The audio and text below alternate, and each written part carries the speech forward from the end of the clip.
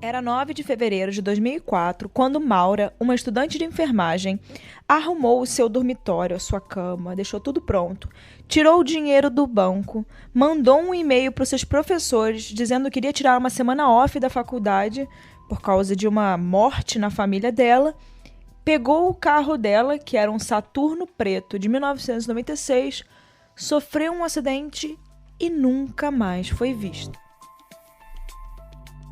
E uma das coisas mais estranhas de tudo é que aquela notícia que ela deu de que teve uma morte na família era mentira. Nunca teve uma morte na família. Às 7h27 daquela noite, o carro de Maura bateu em uma árvore na estrada de Woodsville, nos Estados Unidos. A polícia, inclusive, chegou no local do acidente aproximadamente 20 minutos depois, às 7h45. E os danos no carro eram visíveis do lado do motorista, onde ela estava. O para-brisa também estava rachado, mas não era nada que teria tirado a vida dela. E o veículo estava trancado e a Maura não estava mais lá. Uma testemunha do acidente, que era um motorista de ônibus local, disse que quando viu o acidente ainda tinha uma jovem dentro do carro e ele chegou a conversar com essa jovem, provavelmente a Maura, né? E disse para não contar nada sobre o acidente para a polícia, porque ela não queria, né, se envolver em nenhum problema. Mas, graças a Deus, felizmente, esse motorista local não deixou de relatar o que ele viu para a polícia. E por isso que a polícia chegou tão rápido. E assim que a polícia chegou, eles suspeitaram imediatamente que o álcool tinha contribuído para o acidente, já que tinha, né, álcool dentro do carro, uma caixa de vinho era visível no banco do passageiro e também tinha um líquido vermelho na porta do motorista e no teto do carro. E vocês devem imaginar, né, como esse caso ainda é um mistério até os dias de hoje, a quantidade de teorias que tem sobre esse caso e que a gente vai trazer todas essas teorias aqui no podcast hoje. Então, agora vocês já sabem o que vocês têm que fazer. Estou naquele momento de pedir para vocês deixarem, né, uma opinião aqui no podcast. Se você estiver escutando pelo Spotify, você consegue responder uma pergunta que eu vou deixar aqui. É só você abaixar aqui na hora de ver as descrições. Ali embaixo vai ter uma enquete, uma pergunta. Deixa a sua resposta lá se você estiver no Spotify. E também, claro, me manda uma mensagem no meu Instagram, @erica com K, Mirandas com S no final. Me diz o que você achou desse caso, o que você quer ver aqui nos casos reais. Quero saber a opinião de vocês e queria agradecer muito a vocês, porque o podcast Casos Reais está cada vez crescendo mais. A gente já é top 3, top 4, toda hora muda, mas a gente está ali nos principais podcasts de crime no Brasil. E eu queria agradecer muito a vocês por estarem comigo aqui. Já faz um ano, Casos Reais fez um ano, já faz um ano que a gente está aqui falando sobre casos criminais, que a gente está aqui divulgando casos que as pessoas não conhecem, tentando achar alguma solução, tentando ajudar as pessoas que precisam que o caso chegue mais longe, né? Seja escutado por mais pessoas. Dando o exemplo, a Beatriz Angélica, muitas pessoas conheceram o caso dela através do meu podcast e é um caso até hoje sem solução. Então esse é um dos intuitos do Casos Reais. Também trocamos a identidade visual, não sei se vocês já repararam, a capa do podcast é outra e também a capa dos episódios está diferente. Me diz se vocês gostaram aí. Então agora eu vou parar de falar por aqui e vamos chamar o episódio dessa semana.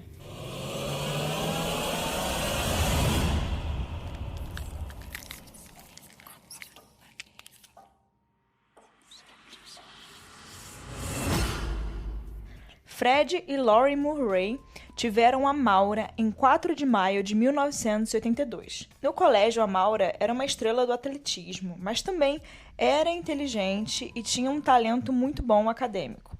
E ela passou a estudar engenharia química no Exército dos Estados Unidos, na Academia de West Point. Depois de alguns anos, ela se transferiu para a Universidade de Massachusetts, onde ela estava cursando enfermagem. Mas, claro que como todo jovem, como todo, né, pessoa que está amadurecendo e etc., a vida de Maura não era 100% perfeita, não era mil maravilhas, e ela já tinha se metido em alguns problemas, né, em algumas enrascadas. Em 2003, um ano antes dela ter desaparecido, ela foi presa por usar um cartão de crédito roubado em vários restaurantes e lojas da cidade que ela morava. E ao ser confrontada sobre esse crime, né, sobre o que ela tinha feito, a Maura admitiu que ela tirou um número de algum recibo, sabe aqueles recibos de compra, né, que saía o número do cartão de crédito, e ela copiou e falsificou um cartão ali, né? Isso é um crime. A acusação foi logo rejeitada porque a Maura tinha um bom comportamento e não tinha antecedentes. Em 7 de fevereiro de 2004, 2 dias antes do desaparecimento, o Fred Murray, que era o pai dela, se encontrou com a Maura para ajudá-la a encontrar um novo carro. Ela já estava precisando trocar de carro. E depois disso, depois de eles terem visto o carro, né, ele voltou para o hotel que ele estava e mais tarde eles foram sair para jantar. Por volta das 9 horas daquela noite, a Maura e o Fred foram buscar uma amiga dela, amiga de Maura, e o trio voltou para esse jantar para poder beber um pouco antes das duas saírem, porque a Maura e a amiga iam sair naquela noite. Então eles estavam ali, né, com o pai dela recebendo ele e também jantando e bebendo. E antes da Maura e a Kate, né, a amiga, deixarem o pai dela no Quality Inn para passar a noite, elas pararam em uma loja de bebidas. A Maura e a amiga saíram para a festa, mas a Maura bateu o carro do pai dela no caminho, né? Então o Fred, o pai dela, alugou um carro, buscou ela e deixou ela no campus da faculdade por volta de 1h30 do dia seguinte, né, da manhã seguinte, que era o dia 8 de fevereiro. E sobre o acidente, né, o pai dela ficou chateado porque, né, ela provavelmente fez isso porque ela estava com algum álcool, ela tinha bebido, e ela disse ao pai que ela dobrou a esquina e bateu em um pouco de areia e acabou derrapando. E que nunca recebeu um bafômetro ou uma multa, mas o pai achou irresponsabilidade dela, porque ela estava sem o carro dela, né? Ela estava indo trocar o carro, ela estava sem o carro dela, que estava com alguns problemas, então ela tinha pego o carro do pai. E no dia seguinte, 9 de fevereiro, né, estava tendo uma ameaça muito forte de tempestade de neve na região em que ela fazia a faculdade, né? Isso é bem comum nos Estados Unidos, né? Quando vem essas neves, tempo ruim. É, às vezes, impossível sair de casa. Então, as aulas da universidade foram canceladas naquele dia. Mas a Maura, mesmo assim, mandou um e-mail para todos os seus professores e o supervisor de trabalho dela para dizer que ela tinha tido uma morte na família e que iria ficar off, né? Ia ficar sem aparecer na faculdade por uma semana das suas aulas. A questão, né, que eu disse para vocês lá no início do podcast é que não houve nenhuma morte na família dela.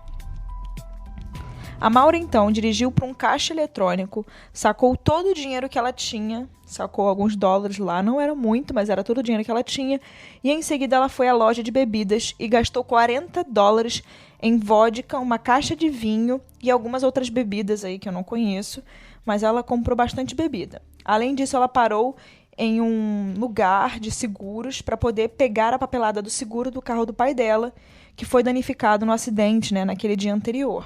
Então, ela pegou o carro dela, que era aquele carro Saturno, 1996, que estava com alguns problemas, e partiu, né, para uma viagem misteriosa. Às 7h27, a Maura bateu o carro. Mais uma vez, né, porque ela tinha batido recentemente o carro do pai dela. A única pista que ela deixou foi uma impressão das instruções do mapa, né, o mapa onde ela estava usando para poder chegar ao lugar que ela queria, para um condomínio em Burlington, em Vermont. Ou seja, esse foi o único traço que ela deixou antes do acidente, que ela estava provavelmente usando ali o rastreador, né, o mapa para poder chegar no lugar onde ela queria. Que seria o nosso Waze, né, gente? Nosso clássico Waze aqui nos dias de hoje. Maura foi declarada como desaparecida no dia seguinte e depois de algumas horas, né? Eles só dão a pessoa como desaparecida depois de um tempo. E foi quando as autoridades descobriram que ela havia arrumado o seu dormitório antes de sair. E ela também tinha deixado uma carta datilografada para o namorado dela em alguma das caixas do dormitório. E ela deixava claro nessa carta que ela tinha problemas no relacionamento dela com o namorado. E junto com o álcool, né, que estava derramado no carro dela, foram encontrados também a maioria dos pertences dela naquele carro, mais os seus cartões de débito, cartões de crédito e celular estavam faltando. 6 dias depois do desaparecimento de Maura, uma busca massiva foi iniciada envolvendo cães rastreadores, helicópteros, buscadores treinados, polícia local, estadual e funcionários estaduais de pesca e caça, ou seja, foi realmente uma busca imensa por ela. Mas nem uma única pegada foi encontrada na neve. Nada. Era quase como se ela tivesse literalmente desaparecido no ar. Os cães rastreadores perderam o cheiro dela a cerca de 30 metros do acidente, no meio da estrada, ou seja, não levava a nada. O que sugere, talvez, que a Maura pegou carona ali no meio daquela estrada ou continuou andando. Não tem muito o que falar sobre esse cheiro que eles encontraram, que foi a única coisa que os cães encontraram. Bom, vocês gostam de teoria, né? Quem não gosta de uma teoria? Eu também gosto. Então, vou trazer aqui para vocês algumas teorias predominantes no caso da Maura Murray. A maioria das pessoas acredita que ela foi pega por um assassino, né? Oportunista, ou seja, que ela estava ali de bobeira depois do acidente e apareceu alguém mal intencionado. Mas essa teoria só se baseia, né, no fato de que os cães de busca perderam o cheiro dela no meio da estrada. Né? Provavelmente alguém poderia ter pego ela de carro e levado ela para algum lugar e aí a gente nunca tem mais notícias dela. Pode ser uma teoria. Alguns acham que a Maura pode ter ficado atordoada com o acidente. Na hora que aconteceu, ela não sabia muito bem como reagir, então ela correu para a floresta para evitar alguma punição da polícia, já que ela tinha acabado de passar por um acidente de carro e falou para aquela testemunha, motorista de ônibus, né, que tinha visto o acidente, para não chamar a polícia. Então, isso evidencia aí que ela estava preocupada com a polícia. E nessa teoria, ela teria corrido para fugir da cena do acidente, mas ela ficou desorientada, se perdeu e morreu devido, né, às circunstâncias ali, provavelmente se machucou e não tinha muito o que fazer, ninguém para ajudar, enfim. Outros acreditam que ela estava pensando em suicídio e o acidente de carro apenas solidificou, né, a determinação que ela tinha, ou seja, foi algo que ajudou ela a se suicidar, né? Não acredito muito nessa, não. Bom, o que quer que tenha acontecido com a Maura, parecia que ela queria ficar o mais longe possível do local do acidente, né? E o mais rápido possível, provavelmente por causa da polícia. E em fevereiro de 2019, no 15º aniversário do desaparecimento de Maura, o Fred Murray, o pai dela, anunciou uma possível liderança no caso. Ele teve acesso a uma casa perto da cena do acidente, onde 2 cães cadáveres, né, aqueles cães responsáveis por encontrar realmente restos, cheiros fortes, né, de algum resto mortal, eles se chocaram contra uma área no porão de uma casa. Até aquele ponto, os donos desse lugar nem mesmo abriram a porta para o pai dela. Mas, depois de 15 anos, os donos da propriedade cederam e permitiram que os cães farejassem o local. E os 2 cães que tinham lá no lugar, eles sentiram um cheiro na mesma área. Então, aquilo poderia sugerir algo, né? Aí, depois dos cães, vieram os investigadores. Eles revistaram a casa naquele ano, em 2019, mas, para a decepção da família dela e dos amigos de Maura, não tinha nenhum sinal de uma cena de crime, de um crime, de Maura, de nada, não tinha nada. A polícia chegou a cortar pedaços de concreto em busca de restos mortais, mas não trouxe nenhuma evidência de nada, né? O radar de penetração no solo mostrou que o solo, de fato, ali por perto, tinha sido perturbado, né? Ou seja, quando é aquele solo que alguém cava, que alguém mexe. Mas nenhum corpo foi enterrado naquele solo. Também tem uma teoria de que alguém encontrou a Maura para buscá-la e levá-la ao Canadá para que ela pudesse começar uma nova vida. Essa teoria vem do jornalista investigativo James Renner. Esse jornalista, ele acredita que ela possivelmente fugiu porque ela estaria grávida, né? E ela queria proteger esse bebê dela, né? Qual seria a necessidade dela proteger o bebê, né? Por que ela iria proteger um bebê? Qual a necessidade disso?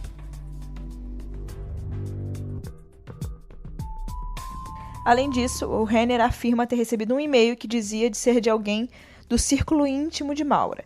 E no e-mail, o autor afirmou ter falado com alguém em um bar que ouviu uma versão completamente diferente do que aconteceu com a Maura. De acordo com esse meio, a Maura não era suicida, né, ou grávida. Ela apenas queria ficar longe do seu namorado abusivo. E algumas pessoas, né, que acreditam nessa teoria dizem que ela está viva e bem e morando em Quebec, no Canadá. E a sua família provavelmente saberia disso, mas as pessoas que discordam dessa opinião, né, dizem que é improvável que o pai de Maura insistisse que a filha dele, né, estava sendo sequestrada se soubesse onde ela está, né, no Canadá. E por que ele ficaria parado e permitiria que o porão de alguém fosse feito em pedaços, né, quebrado o concreto para poder encontrar algo, se ele sabia que a filha dele não estaria lá? Bom, recentemente, em setembro de 2021, surgiu uma possível pista nova para o caso, né, mais uma depois de 2019. Restos humanos foram encontrados recentemente em Lincoln, em New Hampshire, a cerca de 40 quilômetros de onde a Murray desapareceu. Houve várias pistas, né, no caso, ao longo dos anos, na internet, várias teorias que eu já falei para vocês aqui, mas todas ficaram vazias, assim como aquelas de 2019. Agora tem uma pequena esperança aí, né, que pode ser uma luz para a família de Maura, de que os mistérios em torno do seu desaparecimento possa ser resolvido de alguma forma. Mas os investigadores estão analisando os fragmentos ósseos para determinar a quem pertence. E isso pode levar meses, como já está levando alguns meses aí, né? Porque isso aconteceu em setembro. Já estamos em quase final do ano e ainda não saiu nada. Bom, já se passaram 17 anos desde que a Maura foi vista pela última vez. Ao contrário de muitos outros que desapareceram, há uma chance aí de que ela se afastou porque ela quis, né? De que ela pode realmente estar por aí em algum lugar, levando uma nova vida. Se ela foi sequestrada, ainda há alguma esperança, né? Acredito que você já tenha escutado histórias de vítimas de sequestros que foram encontradas anos depois. Teve o caso da Ariel Castro e vários outros de pessoas que foram encontradas muitos anos depois. Pode ser que seja o caso dela. Como em todo caso de pessoa desaparecida, alguém sabe de algo. E também tem a possibilidade dela estar simplesmente sem vida em algum lugar. O estranho é não encontrar nenhum vestígio de vida dela. Por isso que as outras possibilidades estão abertas também, estão na mesa. A mais provável de todas é que ela esteja sem vida. Uma pessoa, depois de tantos anos, sem uma notícia, sem uma pista, sem um pedaço de osso para contar a história, é bem provável que essa pessoa esteja em algum lugar bem distante, sem vida já.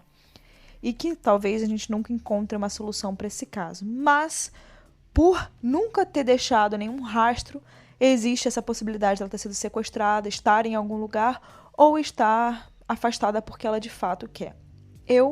Na minha opinião, então agora eu vou entrar na minha opinião, tá, gente? Não tem nada a ver com o caso, é minha opinião. Eu acho que realmente ela não está vivendo uma nova vida em algum lugar, não. Eu acho que alguma coisa aconteceu naquele dia muito ruim para ela e provavelmente ela está sem vida. Agora eu quero saber a sua opinião. Esse caso é muito louco. Quanto mais você pesquisa, mais você volta no seu pensamento e para pensar que talvez ela esteja no Canadá mesmo, ou que talvez ela esteja sequestrada por alguém até hoje, mas eu sempre volto a pensar que realmente ela pode estar sem vida. São muitos anos para uma pessoa não ter nem pistas sobre o que aconteceu, né? Então é isso, pessoal, esse foi o caso de hoje. Eu quero que você deixe um comentário lá no meu Instagram, o que você achou. Compartilha com algum amigo que talvez possa gostar do nosso podcast aqui. Ajuda o Casos Reais a crescer. E deixa uma sugestão de próximo caso que você quer ver aqui, tá? Eu quero muito saber o que você achou desse episódio. Até semana que vem. A gente se vê no próximo Casos Reais.